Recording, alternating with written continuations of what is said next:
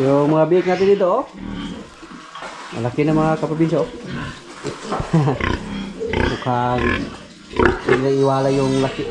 Yung ganyan kalaki mga kaprobinsya, mukhang pwede na iwalay. Pero mga bata pa yan. Sa mga 2 linggo pa lang yung mga biik natin. At yung andito sa kabila, yung para lechon. Palakihin lang natin to. Pero hindi lang natin labihan sa pagkain ba. Dandahan lang. Budget lang yung pagkain. Ito yung ating mga dumalaga.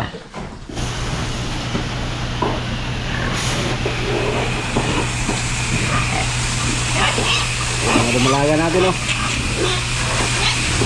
Sana buntis silang 3. Kahit mura yung presyo ng baboy, ah. Masaya pa rin tayo basta buntis yung 3 natin dumalaga.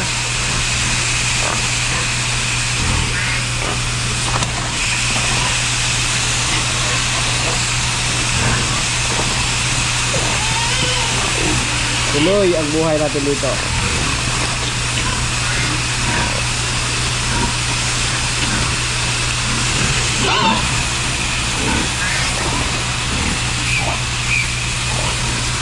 Popay duha ka bulan ni daw.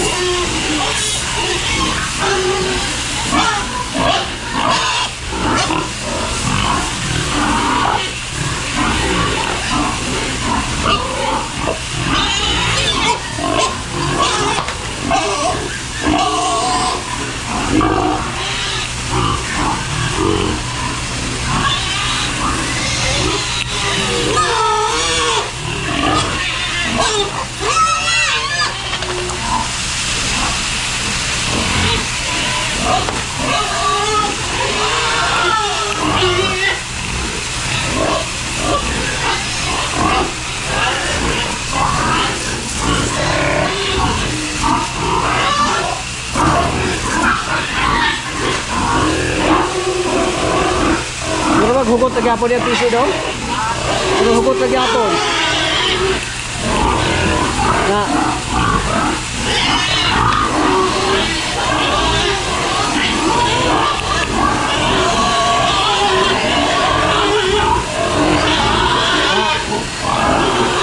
Hugot na tayo.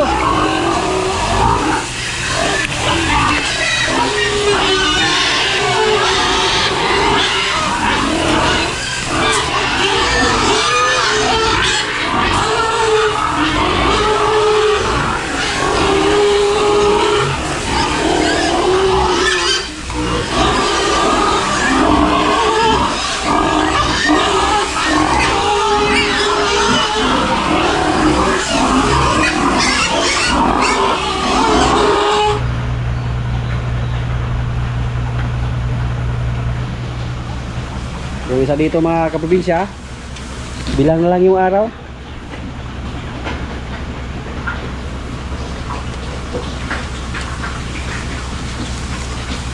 Lechonin namin to para sa ating mga kasama dito. Tambo kayo. Oh.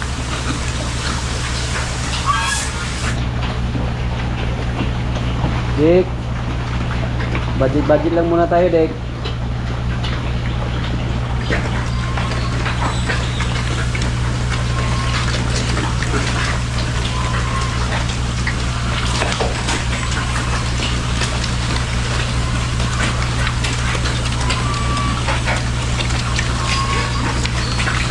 Sa ganito balikan ng sobrador mga kaprobinsya, yung bumili sa ating mga baboy na 10 heads. Kalaki na natin to. Bale 7 heads ko to. 7 heads.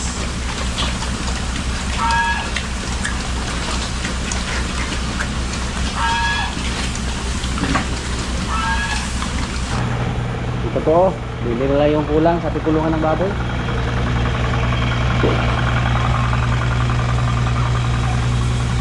Yan. So, pag nalagyan ito ng dingding, hindi natin ihiwala yung mga dumalaga natin. Tatlo po sila na nasa isang kulungan lang. Tapos ready na po yung paruwing pin natin.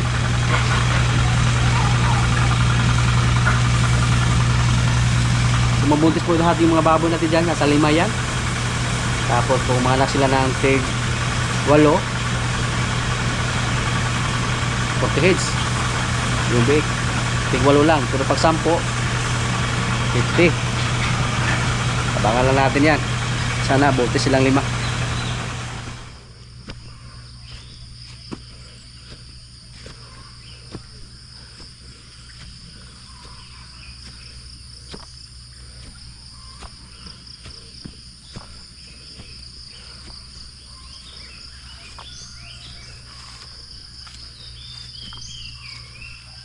Puntahan pa natin si Basya mga kaprobinsya, kasi may gusto pong mag-alaga sa kanya. Kung magkasundo kami ngayon, so palagaan natin si Basya. Nakasahan na po siya ni Limer. May mga damo na dito. Si Paula daw asa gibutak, gilawig-lawig na nimo. Kana di na mo kaog gilawig daay. Ay higti nyo lang naidapit anang ito sa'yo, binigyan lang ng kumpay. Dalawa na lang yung kalabaw natin dito na lalaki. Balak po natin pumunta ng stockyard para maghanap ng kapalit ni Palo. Matagal pa pag maghintay tayo sa ating mga babae kalabaw dyan na nakasanya. Hindi pa natin sila napacheck ng technician. Next month pa.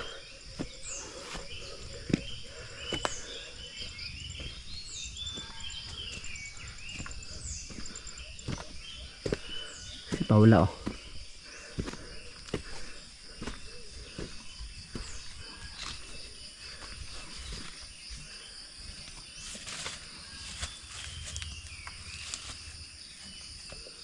Malaki na po si Paula mga kaprobinsya. Nung dumating siya dito dati, napakalit lang niya. 29,000 lang yung bilhin natin sa kanya. Itim na itim yung kulay. Hindi po siya masyadong itim ngayon. Nakadepende po sa lubluban ng kalabaw mga kaprobinsya. Pag tubig lang siguro yung palaging nilagyan nila, maging kulay itim sila. Pero pag may halong putik, pero paborito po nila yung mulunang sa kuan, maputik na lubluban.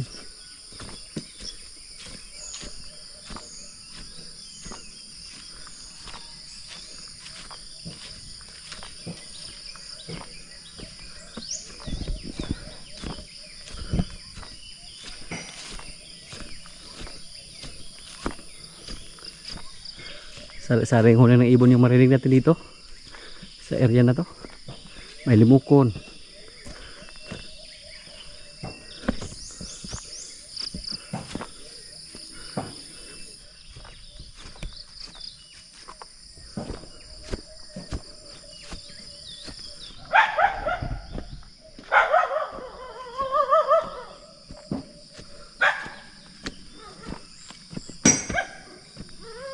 to ato ko tanaw ka tong ano to sihon to ana kas ana kasi umpare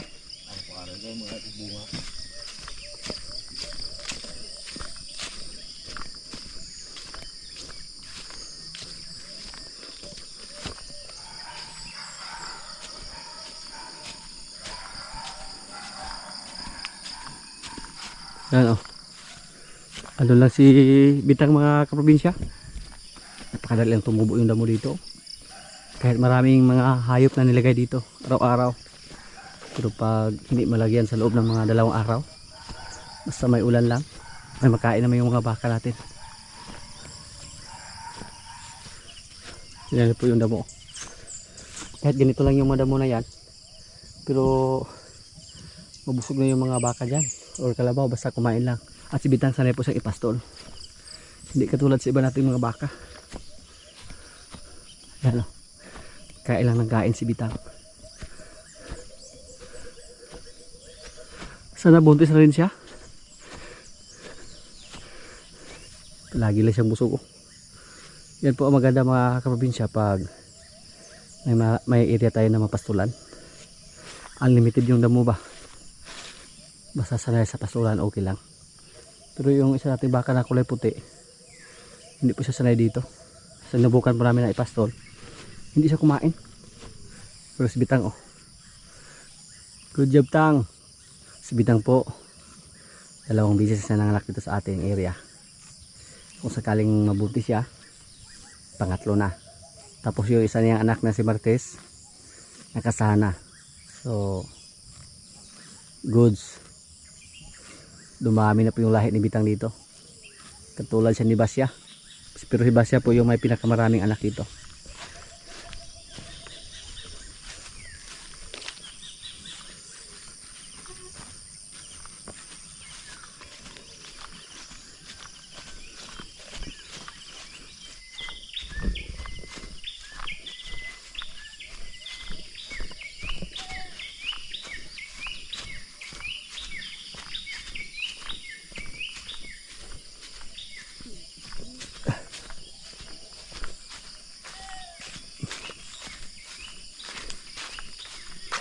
Si Basya mga kaprobinsya, oh, pinalagaan na natin.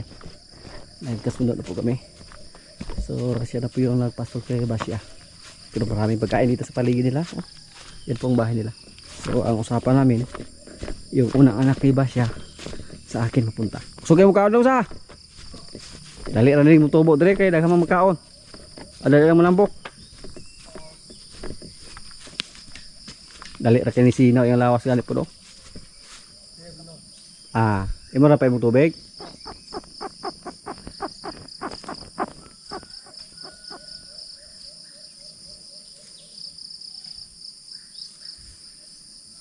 Nara ka dire ka pundo dai? Gwapo kayong pagkaroon ng bakang sugi mo kaon ba? Mo inom nagtubig? Mo gi painom? Inom naman na, taga adlaw mo painom. Butsi barira kay naupahan na may sabay, wata kabalo basig dili sa manablos tubog upaha. Nagnablos ka na yung manggawas na yung kuwan. Nakikita ka? Naiputi ni gawas? Tinaw? Dili. Gusto magkakita? Mo gaab no, di da ginabdos kay bag upa may upahan ni. Maglangas puno ni bakahagyog na usahay nga. Kuan. Wala puno pahubag. Pero kumatay ka ganang puti nga tinaw mo na gaulag. Litra ba? Litra? So ito pero ka na. Kanang gaulag gula. Ka na magpaulag. Malapit lang yung nag-alaga sa ating hayop mga kaprobinsya. Kasi ma-monitor lang natin palagi.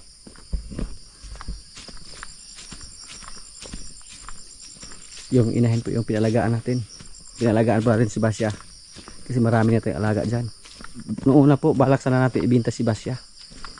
Pero nakasahan po siya ni Limer. Kaya hindi po natuloy yung pagbinta namin. Tapos may nagka-interesado naman sa kanya na mag-alaga. So pinalagaan natin. Wala namang problema mga kaprobinsya. Kahit nabawasan tayo ng isa. Kasi si Martes nakasahan naman ni Limer sa naman nakarang araw. Nag-ingay siya ng todo. Hindi siya nakontinto sa isang bisis mga kaprobinsya. Ingay siya ng ingay. Kaya pinakasahan namin ulit hanggang tumahimik na siya. Katulad siya sa kanang nanay na si Bitang. Si Bitang po dati nung isang beses lang namin pinakasahan, hindi siya nakontinto. Patuloy pa rin sa pag-ingay. Si Marites, pang 7 na sana yan sa ating mga baka na kuan, nakasahan. Pang 7 pero pinalagaan pa natin si Basya. So pang 6 po siya.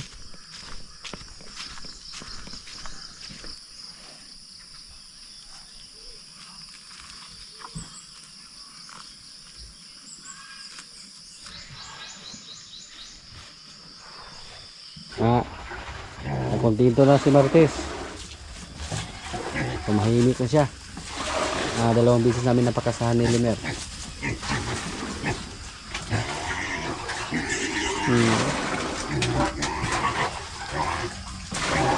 Yes. Bigyan mo kami ng magandang lahi ah. Sa Marites po mga kaprobinsya, mag-dalawang taon po siya next month. So nasa insaktong edad na po siya para pakasahan. Si Induga may mga kaprobinsya oh. Nakas na dumidi.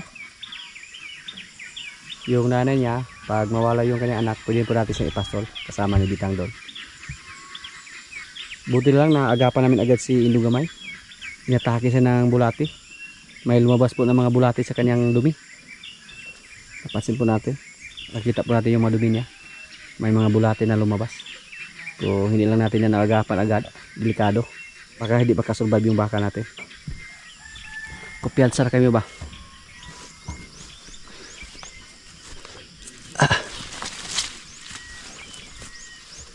Napakahinga niyang lumili nung una. Tapos palagi lang siya nakahiga. Ayun oh. Kala siya. Maliksi na.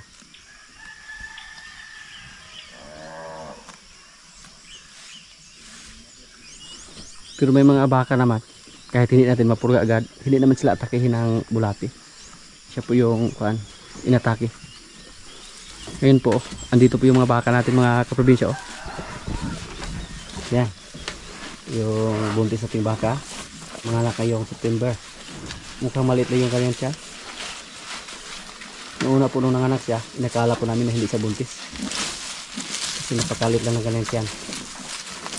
Dalawang beses po natin siya pinakapa ng teknisya. Para makasigurado tayo kung buntis po siya o hindi. Tingnan natin yung tiyan niya. Kung may improvements na ba. 6 na buwan na po yung anak niya mga kaprobinsya. December po siya nakasahan ni Liner. Hindi pa natin maklaro yung kanyang tiyan. Pero at least napakapa natin yan. Pa-check natin siya ng teknisya. Ganun lang talaga siya mga kaprobinsya pag siya yung mabuntis. Maliit lang yung kanyang tiyan. Pero isog kayo siya. At yung mga Indo-Brazil natin, dito natin nilagay. Kasi inaayos pa natin yung flooring nila doon. Tapos para safety sila, hindi sila minitan, hindi sila mulanan, nilagay muna namin sila dito. Kasama pa silang 5 dito mga kaprobinsya na galing sa Batangas. Isa lang yung pinanggalingan nila. Ano, napakaganda po lang tingnan.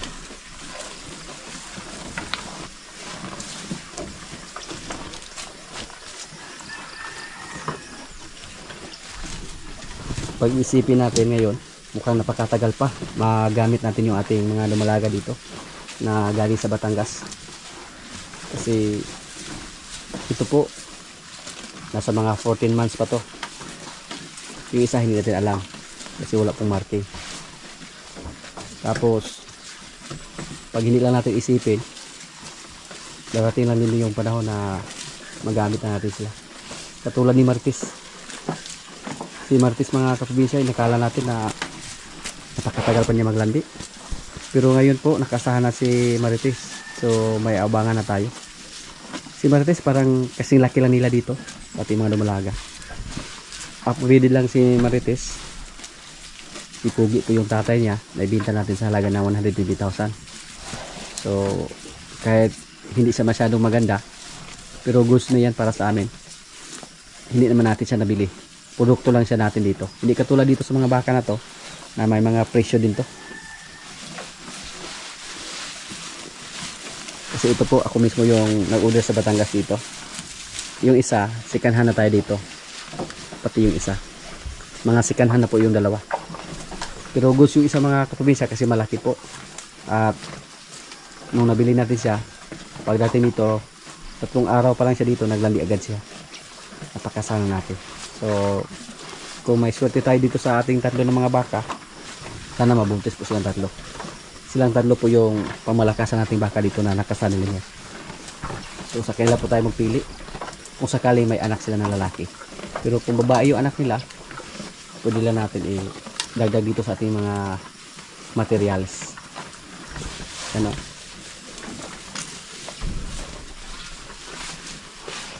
Anim po sila dito mga kaprobinsya.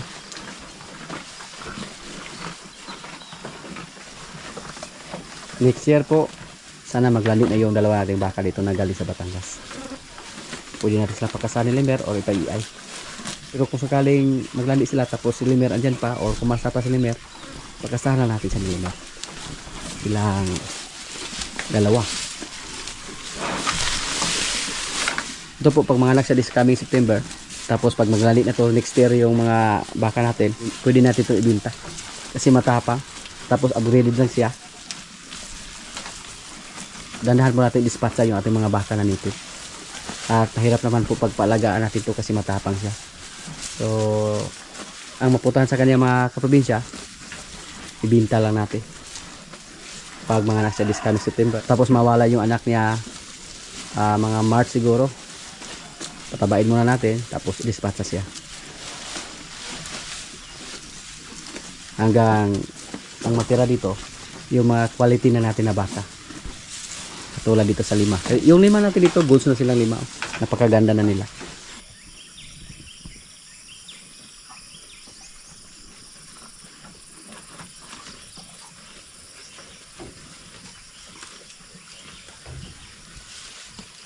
Magpapasalamat po ako kay Limer mga kaprobinsya, yung baka natin na lalaki dyan. Kung sakaling mabuntis lahat yung mga nakasahan niya dito, marami na po siyang lahi. Sa ngayon po, isa na lang sa ating mga baka ang hindi pa nakasahan ni Limer, itong puti nating baka. Except sa ating mga dumalaga, isa na lang ang hindi pa nakasahan ni Limer. Ngayong batch, sana po buntis po yung mga nakasahan ni Limer. Kasi bali 7 po lahat yung kanyang nakasahan. Pang 7 si Basya.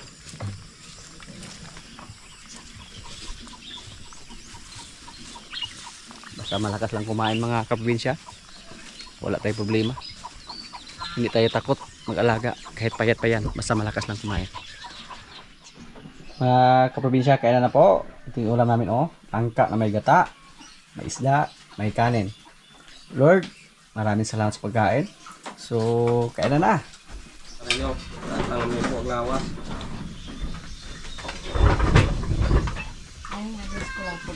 Kain. Pula po reo. Lubog.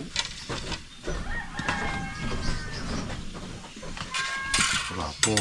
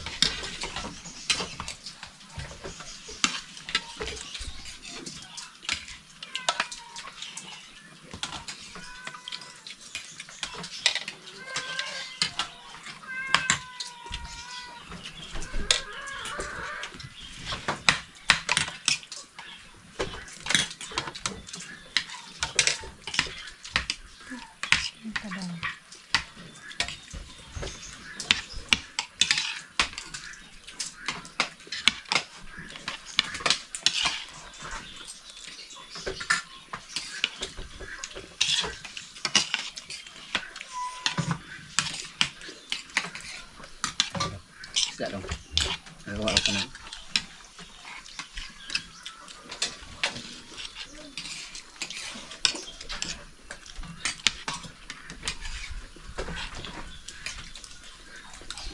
Sayang mo.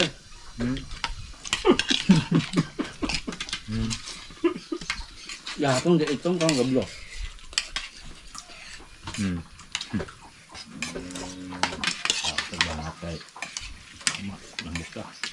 Kau mà phải bé kìa.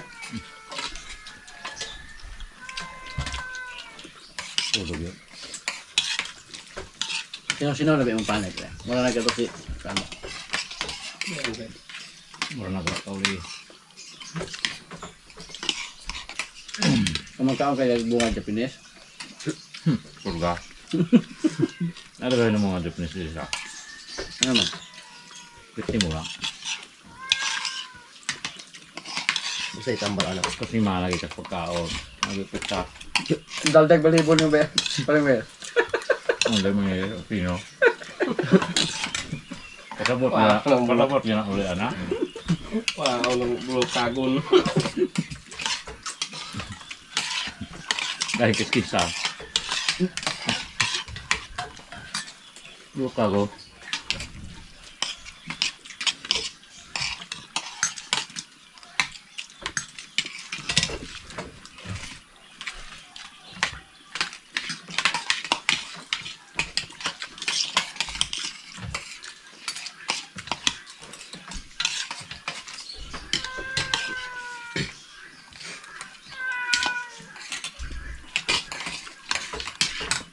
Marok na po, pagtulog mo siya. Ini tak kaya garboso ko. Ulo ko niya kaya ngayon siya po. May ba? Kawar. Ya na ako ya. Kita kan tango.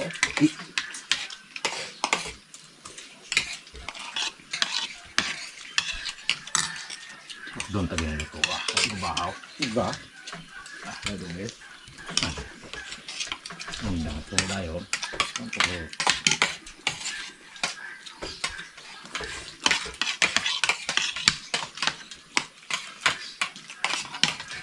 Umayo ito lang ha. Oh. Susulit ka dito ah. Pasil pita. Kaya yung sundwa.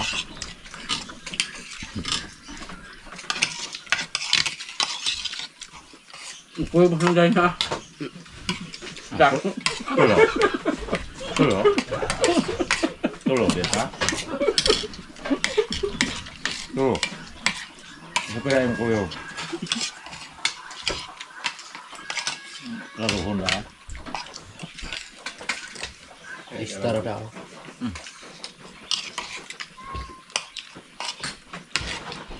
Kaya, nihap naman kaya kami ihaw manok. Lima. Nakita mo na. Lalagay ya. Kukoy. Linda. Baru ini. Kain gue tak pukul dalam ini sana. Kapay ka, parinig mo ke. Para busog tanan. Kaya. Eh, that's all. Kaya kaya asawa niya dito. Para irik deh, para irik. Wala abas parinig mo irik niya. Nuli. Mau kembali. Nuli mo dia. Libre mo sa ulit ke. Talugay ng balik. Libre dito.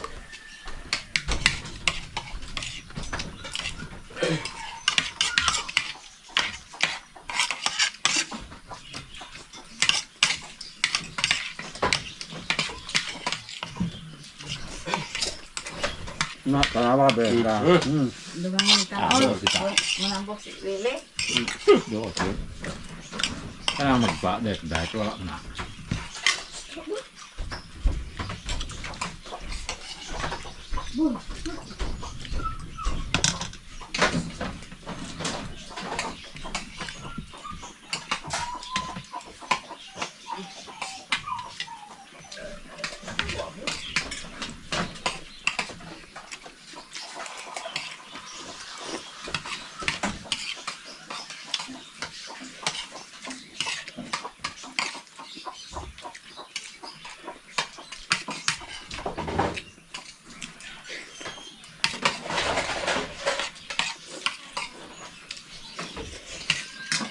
Kaya mo muna tinungan nito.